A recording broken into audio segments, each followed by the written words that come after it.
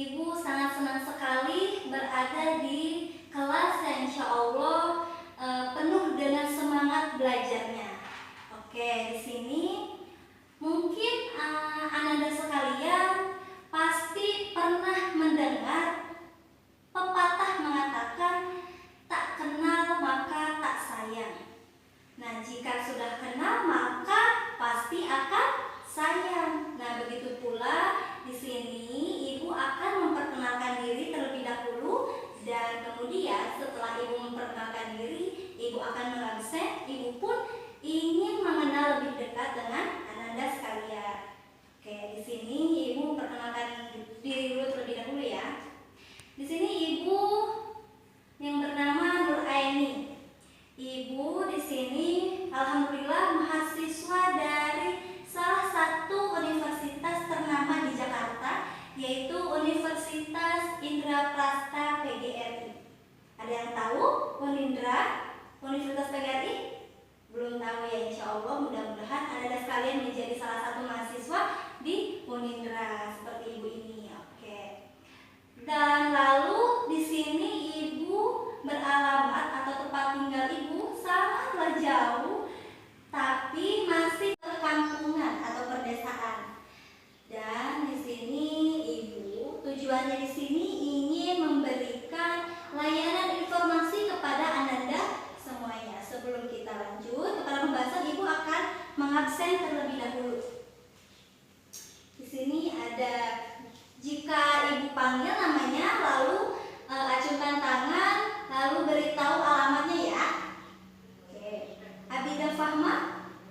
Oke, dari mana Abida?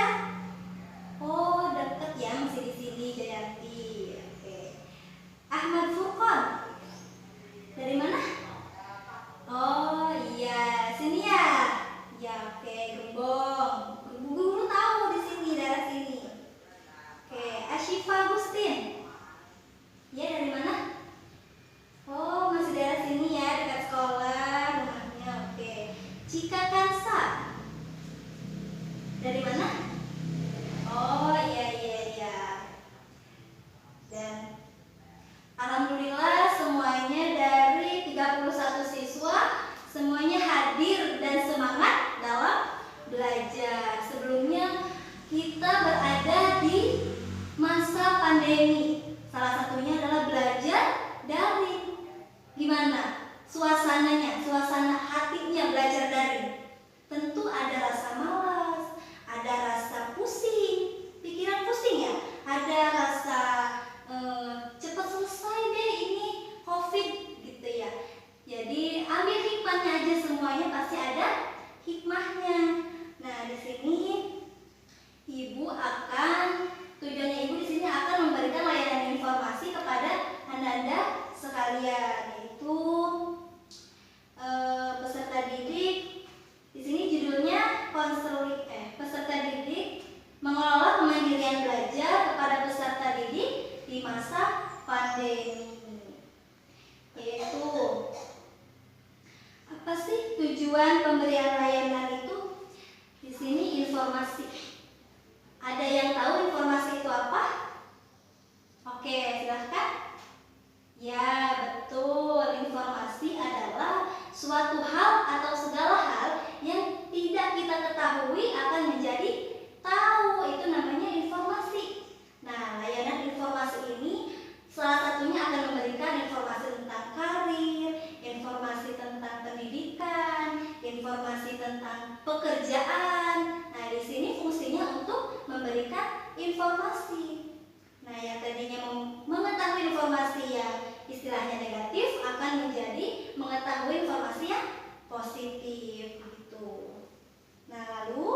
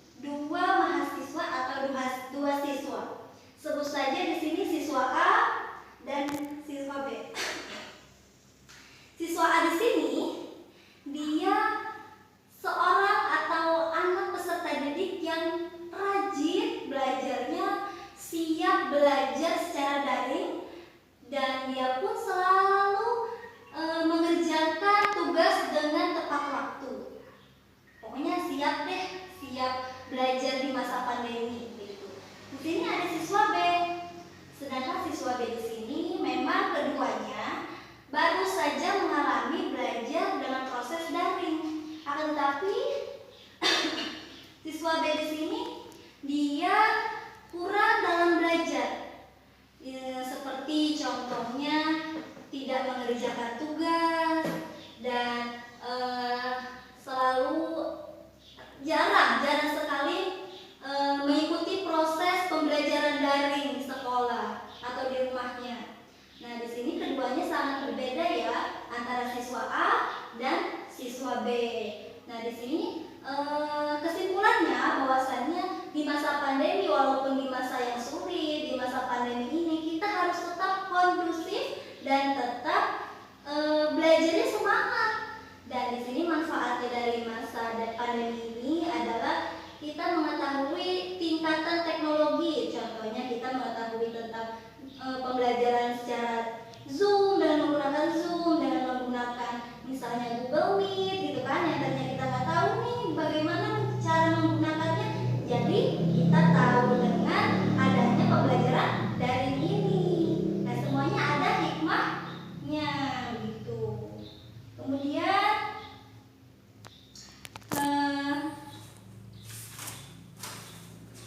Kemudian nanti di saat kegiatan inti berlangsung, Ibu harap selama prosesnya kalian memperhatikan kepatutan di dalam pembelajaran, misalnya dari bagaimana kalian duduk. Nah, dari kalian duduk di sini kan di masa pandemi ini baru masuk nih kita secara offline atau dalam lemari ya. Duduknya satu kursi atau satu meja, tidak 3 atau 2 orang. Jadi duduknya satu orang ya. Jadi berjarak dulu.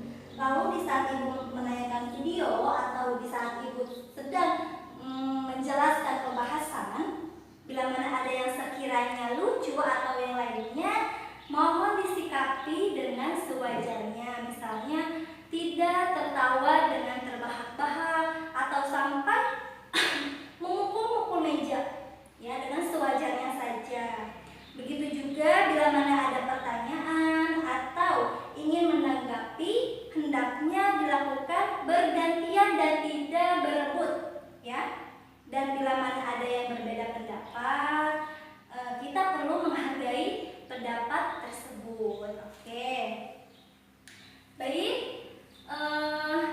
kita bisa memulai kegiatan layanan informasinya sekarang. Namun sebelum kita ke pembahasan, kita sebelumnya alangkah baiknya kita berdoa terlebih dahulu agar diberikan kelancaran dan kemudahan selama kegiatan, serta semoga segala hal yang kita pelajari nanti dapat termemori dengan baik sehingga dapat kita terapkan dan memberikan manfaat yang besar bagi kita semuanya dalam kehidupan sehari-hari.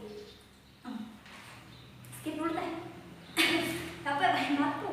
Oke, di sini kita ke tahap inti kegiatan kita ya, yaitu pembahasan tentang kemandirian belajar peserta didik dalam masa pandemi ini. Jadi di sini Ibu akan menulis kemandirian.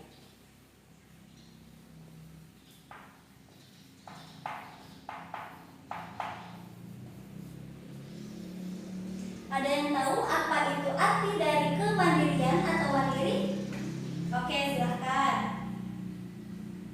Oke, good, betul sekali. Mandiri ya. Mandiri itu adalah suatu hal yang mana mandiri itu tidak memerlukan orang lain atau kita bisa secara individu melakukannya. Oke, itu yang namanya mandiri. Sedangkan kemandirian dalam KBBI atau Kamus Bahasa Indonesia, pengertian mandiri adalah keadaan yang dapat berdiri sendiri, tidak tergantung pada orang lain. Sedangkan pengertian kemandirian adalah hal atau keadaan dapat berdiri sendiri tanpa bergantung pada orang lain. Itu adalah kemandirian sekarang.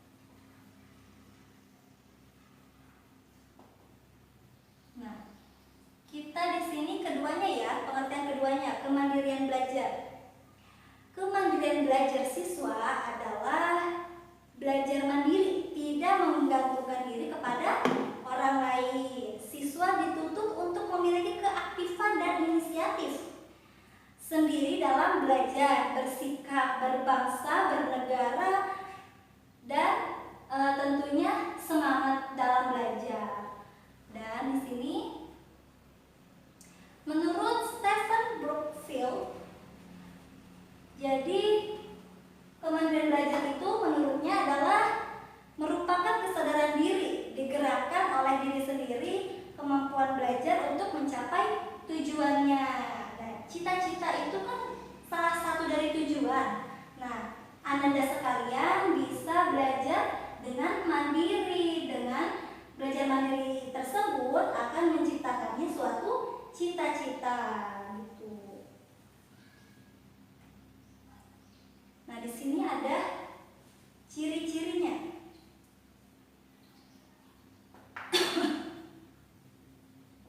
Ciri-ciri kemandirian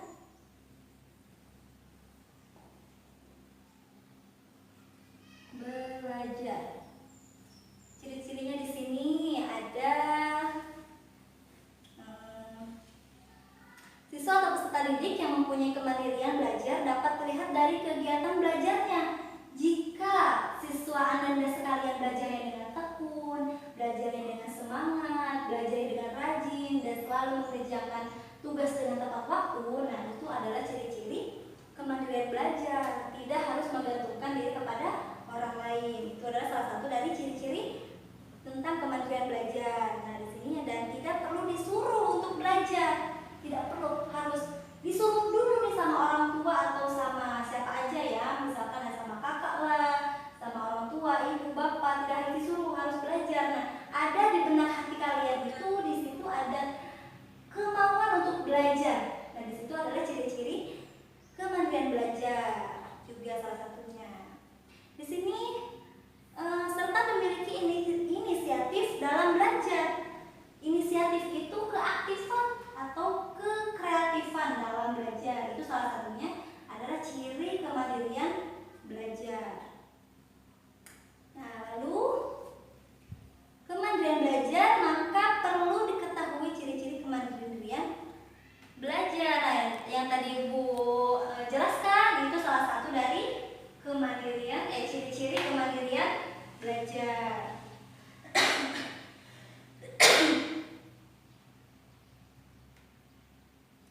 Di sini ada ciri-ciri, ada pengertian, nah dan ada faktor. Di sini ada 2 faktor tentang kemandirian belajar siswa. Salah satunya ada faktor dari dalam atau internal, faktor internal dan faktor eksternal. Faktor internal ini berasal dari diri sendiri atau diri individu ya, dan faktor eksternal di sini ada pada luar individu. Maksudnya adalah dari individu itu dari dalam, dari kita sendiri. Kalau eksternal di sini dari luar individu seperti lingkungan sekolah, keluarga, dan itu termasuknya dari faktor eksternal.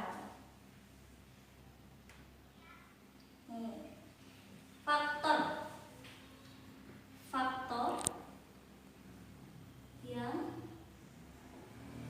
mempengaruhi kemandirian belajar.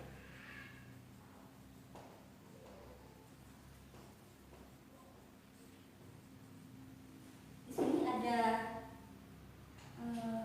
internal.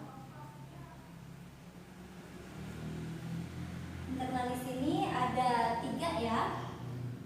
Salah satunya intelijensi,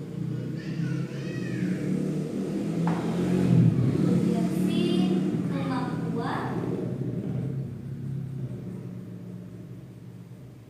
dan bakat. Nah, jadi faktor yang mempengaruhi kemandirian belajar itu ada 3. Itu yang pertama intelijensi, kemampuan, dan bakat. Sedangkan eksternal, faktor eksternal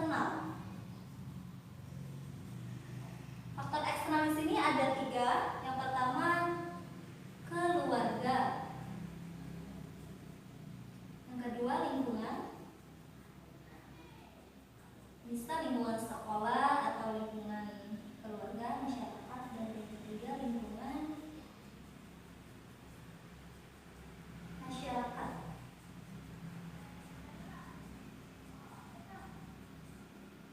Nah, di sini ada 2 faktor, di mana 2 faktor tersebut berisi 3 faktor. Yang pertama internal, ada intelijensi. Intelijensi itu seperti kecerdasan kita ya. Nah, yang kedua kemampuan kita dalam belajar dan bakat. Kalau bakat itu terdapat dari sejak lahir, bakat kita apa nih, dan seterusnya sampai dewasa. Kalau eksternal ini ada faktornya dari keluarga, misalnya faktor dari, contohnya seperti anak, maaf ya, yang broken home begitu, atau perceraian. Jadi itu bisa mempengaruhi kemandirian belajar. Itu salah satunya dari faktor keluarga misalkan. Dan lingkungan seperti lingkungan sekolah, misalkan menghambat untuk belajar nih di sekolah, misalkan sekolahnya jauh, misalkan seperti itu ya. Jadi yang ketiga yaitu lingkungan masyarakat. Itu adalah faktor yang mempengaruhi kemandirian belajar. Ada 2 ya. Dan mungkin anak-anak Ananda sekalian sempat bertanya, Bu, apa sih tipsnya untuk mengelola kemandirian belajar seperti itu ya. Jadi Ibu ada beberapa tips untuk mengelola belajar secara mandiri. Yang pertama, atur manajemen waktu dengan baik. Yang kedua, susun menu belajar. Yang ketiga, inisiatif melibatkan orang lain. Yang keempat yaitu konsentrasi penuh. Kita bahas yang pertama dulu ya. Tips yang pertama yaitu atur manajemen waktu dengan baik. Maksudnya mengatur manajemen waktu dengan baik itu kita mengetahui waktu di mana kapan kita belajar, kapan kita main, dan kapan kita harus membantu orang tua. Itu harus memanage waktu dengan baik. Nah, jangan seperti ini. Waktu belajar dipakai dengan waktu main. Waktu membantu orang tua dipakai dengan waktu belajar. Nah, itu sempat tidak efektif ya nanti waktunya. Yang kedua yaitu susun menu belajar. Susun menu belajar di sini bukan hanya makanan ya yang ada menunya, akan tetapi belajar pun harus ada menunya. Misalnya kita membuat to-do list. To-do list itu yaitu membuat catatan. Misalnya membuat schedule pembelajaran, membuat misalkan ada tugas, kita tulis tugas apa, misalnya tugas bahasa Indonesia, kita catat ya, misalkan tugas bahasa Inggris, kita catat di dalam to-do list itu. Di sini inisiatif melibatkan orang lain. Bu, katanya kemandirian itu tidak harus mandiri, tidak melibatkan orang lain. Nah, jadi salah pengertian ya di sini. Inisiatif melibatkan orang lain ini maksudnya adalah orang yang kita segani agar kita semangat belajar. Misalnya orang tua nih, orang tua kita mengawasi kita ketika belajar. Nah, itu salah satunya adalah tips inisiatif melibatkan orang lain. Tujuannya untuk apa? Tujuannya untuk membuat kita semangat dalam belajar, tidak malas-malas seperti itu. Yang keempat, yakni yang terakhir, konsentrasi penuh. Jadi dalam belajar, ketika kita proses pembelajaran daring dengan guru kita, misalkan ada sekalian. Oke, tadi konsentrasi penuh ya. Di sini konsentrasi penuh di sini bahwasanya ada sekalian, jika saat proses menjalankan belajar dengan daring, hendaknya Anda sekalian fokus dengan apa yang diberikan oleh gurunya. Jangan iya online, akan tetapi Anda sekalian main game. Itu bukan salah satu dari